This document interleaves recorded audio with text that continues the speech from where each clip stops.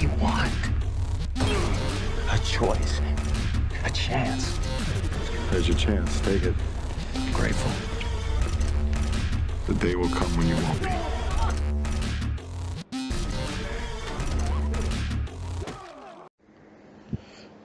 Hey, what's going on, guys?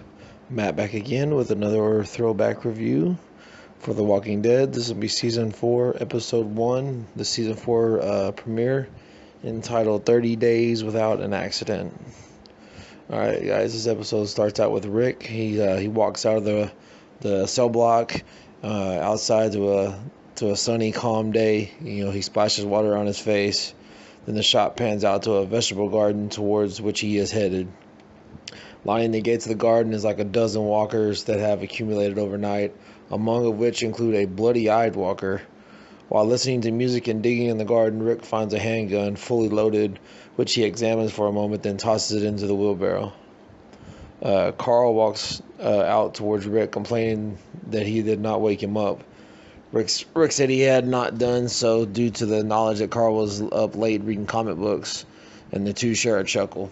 Carl speaks of a pig that he calls Violet laying in the corner of a pen, mentioning it looks ill.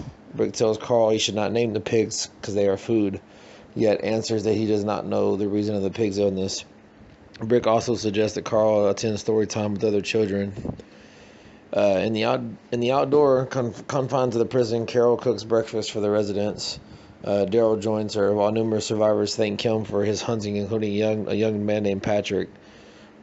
Carol makes a point that she liked him first and asks for a word with Daryl, assigning her cooking duties to Patrick. Patrick asks for a handshake from Daryl before he leaves to thank him for the venison that he had hunted the day before. As they reached a secluded spot, Carol mentions the need of people at the gates as others speak of a supply run and notes that the walkers aren't spreading out across the fence like before. Before Daryl walks off, Carol calls him Pookie as he gives her a playful shove. Glenn walks up and talks to Maggie, telling her she should not accompany him on his supply run later the day. There is no need. Maggie protests as everything will go smoothly, and Glenn agrees, yet persists that she should remain at the prison. Ultimately, Maggie agrees to this, and Glenn takes her place. A group of survivors, including Karen, are clearing walkers that have built up along the gate perimeter. Tyrese approaches Karen, telling her of his discomfort with killing walkers along the gate due to the face-to-face combat. Karen questions why he volunteers to help along the gates, to which he responds he wanted to go to get to know her better. Tyrese tells her he's going on a supply run. Karen gives him a good luck kiss and tells him to be careful. Meanwhile, Herschel is telling Rick about planting more crops when Michonne arrives on horseback from a scouting run.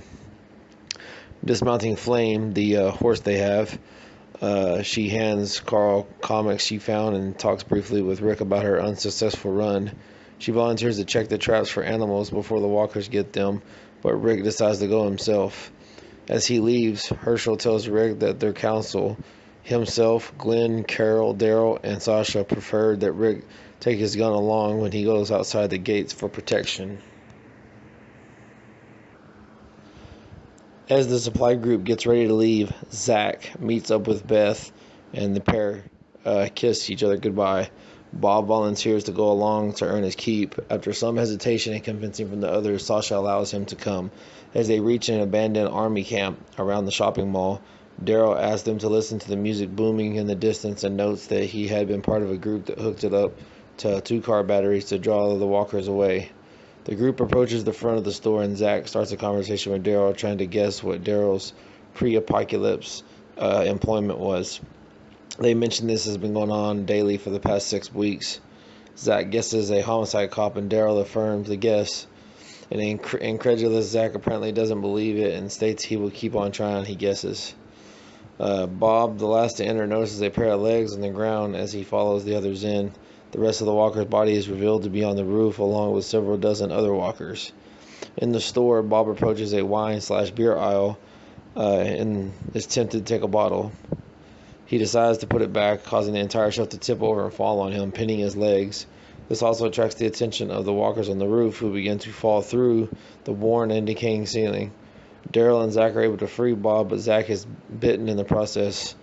The rest escape as a wrecked helicopter falls through, landing on Zack and destroying the mall and many remaining walkers. Meanwhile, Rick is checking the traps when he encounters Clara. Initially mistaking her for a walker, he is startled when she calls out to him, pleading for help. She asks if he has a group and begs to take her and her husband Eddie with him. Rick tells her that if they answer 3 questions to his satisfaction, he will, and she leads him to her camp. As they approach the campsite, she states, "It's just ahead." As she crouches over a small, suspicious bundle, Clara suddenly attacks Rick after he sidesteps her. She stabs herself in the stomach. Clara tells Rick that she could not stand living without Eddie, so she took him with her. Clara, in a state of delirium, pleads with Rick not to kill her so she can remain with Eddie in a zombified state. As she lay dying, she asks Rick what the 3 questions were. He tells her, "How many walkers have you killed? How many people have you killed, and why?" She says that Eddie killed all the walkers for her until he died, and lists only herself as the only human she killed. To the last question, she responds, "You don't get to come back." Eddie's body is not shown or what is in the bundle, although as Rick walks away, the camera closes on the bundle, which is moving about and grunts come from it. The bundle is no bigger than a human head. Carl and Patrick come upon Lizzie and the other children naming walkers staying at the prison fence. Carl angrily tells them that they shouldn't name walkers and asks Lizzie if she had even seen someone become a walker. Lizzie angrily responds that she has and walks off with the other children. Later, Carl decides to attend story time, but when he arrives, he discovers that Carol is instead teaching the children how to use knives. She asks him not to tell his father, and Carl leaves in disgust. After returning to the prison, Rick walks by the pens and realizes that Violet has died. He glances over to the fences and sees the same bloody-eyed walkers. After arriving back at the prison, Daryl tells Beth what happened to Zack. Beth is very nonchalant about it, her boyfriend's death, saying that she doesn't cry anymore and is happy that she didn't say goodbye, but hugs Daryl. She then resets the tally she was keeping of days without accidents back to 0, because it was at 30 before that. That's how the name of this episode came about. Maggie and Glenn talk about how Maggie has confirmed that she is not pregnant, but Glenn shouldn't be afraid of having a child in this new world. Michonne researches her location and search for the governor. Herschel assures Rick that he is not like Clara. Rick disagrees, believing that she is what he could have become. Herschel responds that people get to come back from what they do, but Rick isn't convinced. Bob lies in his bunk, reflecting on the day's events when he hears Patrick coughing violently, stumbling through the cell block. Patrick stumbles into the showers and turns the water on, still coughing. After a few seconds, he collapses to the floor and reanimates soon after with blood flowing from his eyes, just like the walkers Rick had seen previously. So guys, yeah, that was the season 4 premiere. That was the start of the sickness or the virus or whatever you want to call it, like the flu that was killing people inside the prison, and then they were turning and causing chaos basically after they turn and whatnot. But like I said, it was kind of probably one of the slower premieres that we've had. Not a whole lot of action was going on.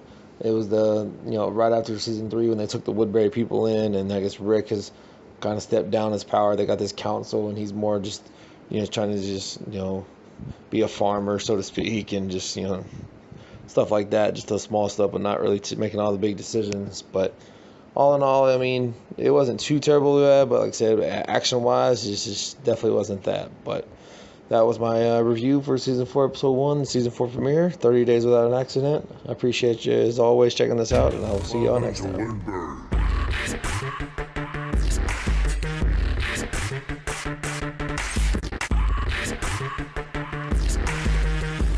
Pushing my pants yet?